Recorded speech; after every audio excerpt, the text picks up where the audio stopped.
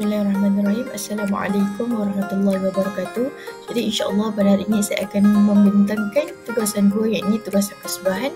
Saya memilih soalan bahagian B, iaitu menjawab salah faham ilmu hadis berkenaan dengan kelewatan pengumpulan hadis serta kepentingan menjaga ilmu hadis. Baiklah, sebelum bergerak kepada penerangan yang lebih lanjut, saya akan menerangkan terlebih dahulu berkenaan dengan pengenalan ilmu hadis. Jadi ilmu hadis ini terdiri daripada dua perkataan, iaitu ulum dan hadis. Ulum adalah bentuk jamak dari kata ilmu yang berarti ilmu-ilmu. Ilmu artinya pengetahuan, ini knowledge dan sains. Sementara al-hadis adalah segala perkataan, perbuatan dan takrir yang disandarkan kepada Nabi Muhammad SAW, sahabat dan tabi'in. Manakala pengertian dari segi istilah, menurut Al-Sayuti mengatakan bahawa ulama hadis mutaqaddimun mendefinisikan ulum al-hadis adalah ilmu pengetahuan yang membicarakan tentang cara-cara persambungan hadis kepada Rasulullah SAW dari segi ihwal periwayatan yang menyangkut kethabitan dan keadilan, dan dari segi cara-cara persambungan dan terputusnya sanad dan lain dan sebagainya. Baiklah, sebagaimana yang kita tahu, ilmu hadis merupakan cabang ilmu yang sangat penting dalam memahami ajaran Islam dengan tepat, khususnya selepas kewafatan Rasulullah SAW. Namun, jika kita perhatikan, masih terdapat lagi isu-isu yang berbangkit. Ini salah faham dalam ilmu hadis. Jadi, kita terus kepada menjawab salah faham dalam ilmu hadis berkenaan dengan kelewatan pengumpulan hadis. Antara salah faham yang timbul dalam ilmu hadis ni antaranya adalah ada yang mengatakan ataupun ada yang berdakwa bahawa hadis ini tidak boleh dipercayai kerana ia dikumpulkan lewat selepas kewafatan Rasulullah. Jadi seterusnya kita bergerak kepada perbincangan seterusnya, iaitu bagi menjawab permasalahan berkenaan dengan kelewatan pengumpulan hadis.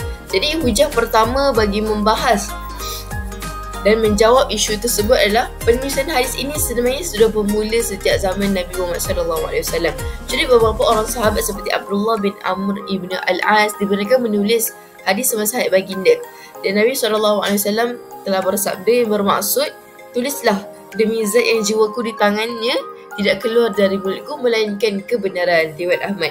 Jadi sebenarnya yang kita tahu, kebanyakan dan majoriti orang-orang Arab pada zaman Nabi Muhammad SAW ini terkenal dengan dan ingatan yang kuat. Ini mampu menghafaz banyak hadis kan. Jadi segelintir sahabat yang tidak kuat ingatan seperti inilah yang dinyatakan di sini, Abdullah ibn Amr ini mungkin dibenarkan menulis hadis disebabkan ada ingatan yang lemah. Jadi kita teruskan kepada hujah yang kedua, ini penaguhan sistematik adalah untuk menjaga ketulinan. Jadi penulisan secara meluas ini ditangguhkan untuk mengelakkan kekeliruan dengan Al-Quran dan bagi menjaga ketulinan ajaran Islam. Sebagaimana yang kita tahu, pada zaman Nabi ni turunnya ayat Al-Quran. Daripada masa yang sama, para sahabat juga nak tulis hadis. Jadi nak dengar hadis daripada Rasulullah lah kan. Ada yang menulis, ada yang menghafal.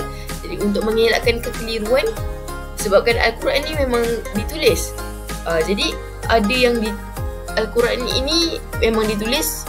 Jadi untuk mengelakkan kekeliruan bahan penulisan, hadis ni tidak ditulis dan dihafal sahaja. Kemudian kita teruskan dengan hujah yang ketiga, iaitu budaya hafalan yang kuat dalam kalangan masyarakat Arab. Jadi saya dah terangkan awal sedikit tadi bahawa masyarakat Arab ni memang terkenal lah dengan diorang punya kekuatan daya ingatan. Jadi penyampaian secara lisan ni adalah kaedah yang diyakini dah dan berkesan ketika itu. Memang kalau masyarakat Arab ni yang menyampaikan mungkin tak ada kesalahan lah dari segi ketulinan, sebab mereka memang hebat dalam menghafaz. Dan hujah yang terakhir ini pengumpulan sistematik bermula pada zaman Khalifah. Jadi usaha pengumpulan hadis ini secara besar-besaran bermula pada zaman Khalifah Umar bin Abdul Aziz pada 99 Hijrah. Baginda ni Umar Abdul Aziz ni dia mengarahkanlah ulama seperti Syihab Al-Zuhri untuk mengumpulkan hadis kerana ramai sahabat-sahabat yang menghafaz ni telah wafat.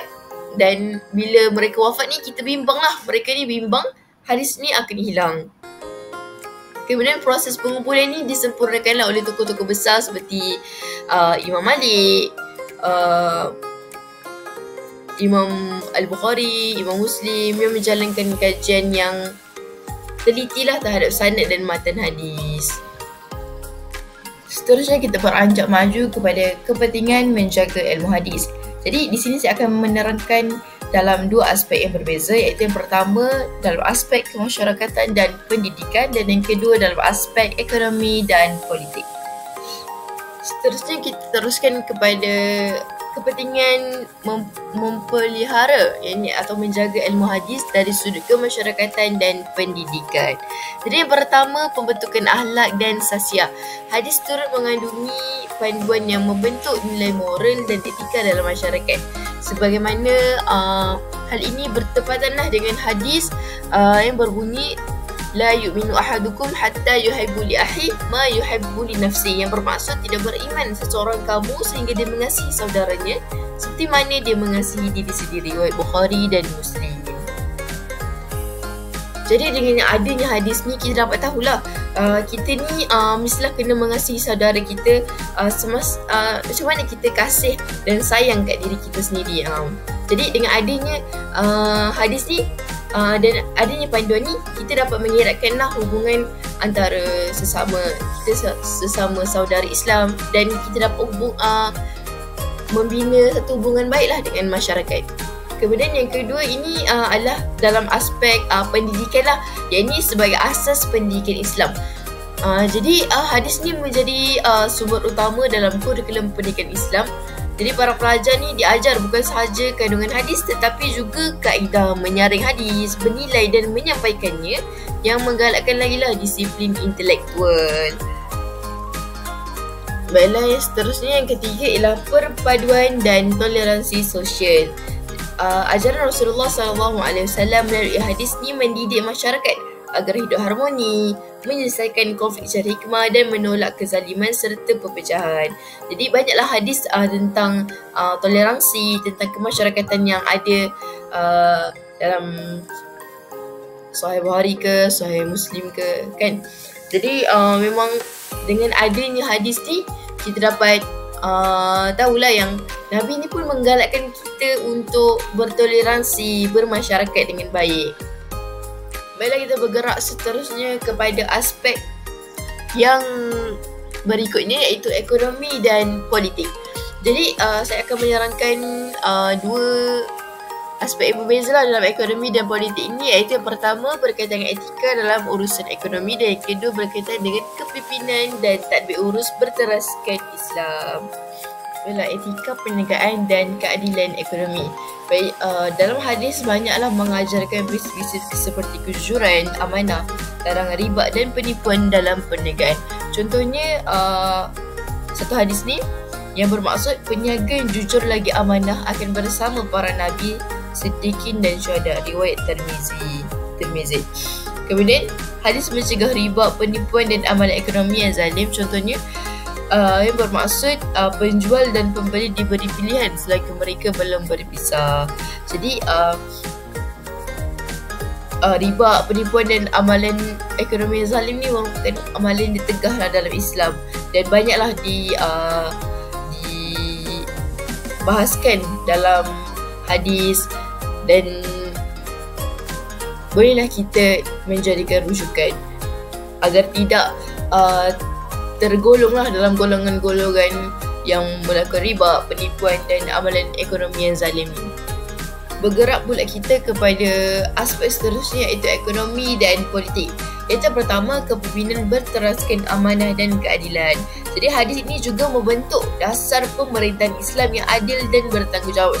Sebagaimana bertepatanlah dengan satu contoh hadis ni yang berbunyi kullukum ra'in wa kullukum mas'ulun an ra'iyati, yang bermaksud setiap kamu adalah pemimpin dan setiap kamu akan dipertanggungjawabkan atas kepimpinannya. Riwayat Bukhari dan Muslim. Jadi yang kedua pula ialah menangani korupsi dan salah guna kuasa. Jadi hadis ni menganjurkan integriti dan larangan keras terhadap pengkhianatan amanah serta penyelewengan kuasa. Ada satu contoh hadis ni berkaitan dengan larangan berbohong lah atau berdusta yang berbunyi Inna as-sadqa yahdi ilal birra wa innal birra yahdi ilal jannah wa innar rajal liyasduqu hatta yakuna siddiqan wa innal kadhib yahdi ilal fujur wa innal fujur yahdi ilal nar wa innar rujul liyakdhib hatta yaktub indallah kadhiban. Yang bermaksud sesungguhnya kejujuran itu membawa kepada kebaikan dan sesungguhnya kebaikan membawa kepada syurga. Sesungguhnya apabila seorang itu melazimkan diri dengan kejujuran, nescaya dia akan dikenali sebagai orang yang jujur. Manakala kedustaan membawa kepada kejahatan dan sesungguhnya kejahatan membawa kepada neraka. Sesungguhnya tidak seorang itu melazimkan diri dengan kedustaan, melainkan dia dicatat di sisi Allah sebagai seorang pendusta. Riwayat Bukhari. Hadis 6094. Jadi kat sini memang banyaklah hadis yang boleh kita rujuk, yang boleh kita jadikan panduan berkenaan dengan ekonomi dan politik lah, terutama untuk mengelakkan daripada berbohong dan sebagainya. Baiklah, kini tibalah masa kita ke penghujung perbincangan. Jadi saya nak datangkan sedikit rumusan di sini, iaitu berkenaan dengan perbincangan kita pada hari ini. Kesimpulannya, salah faham tentang kelewatan pengumpulan hadis ini dapat dijawab dengan hujah ilmiah dan sejarah yang kukuh. Sebenarnya ia adalah langkah berhati-hati demi menjaga kesucian ajaran Islam. Dalam masa yang sama, menjaga ilmu hadis ini amat penting lah, kerana ia bukan hanya menyentuh aspek keagamaan, tetapi kalau kita lihat hadis ni banyak menyentuh tentang kehidupan seharian dari segi kemasyarakatan, pendidikan, ekonomi dan politik. Maka menjadi tanggungjawab kita untuk memelihara, menghayati dan menyebarkan ilmu hadis dengan cara yang bijaksana agar cahaya sunnah ini terus menerangi kehidupan umat Islam hingga ke akhir zaman. Dan kita sebagai umat Islam juga perlu melindungi hadis ini daripada sebarang penyelewengan, daripada sebarang campur tangan orang kafir dan sebagainya. Bila tidak lupa juga, di sini saya sertakan sekali sumber rujukan yang saya gunakan dalam perbincangan berkenaan ilmu hadis pada hari ini. Dan akhir sekali, sekian terima kasih saya ucapkan kepada para pendengar, para penonton yang sudi menonton perbincangan kita pada hari ini berkenaan dengan perbahasan dalam ilmu hadis serta kepentingan menjaga ilmu hadis ini. Jadi segala kekurangan mohon diampuni dan segala yang buruk itu datang daripada kelemahan diri saya sendiri dan segala yang baik itu datangnya daripada Allah. Ma'assalamah wa ilal liqa. InsyaAllah bertemu lagi kita pada masa yang akan datang. Assalamualaikum.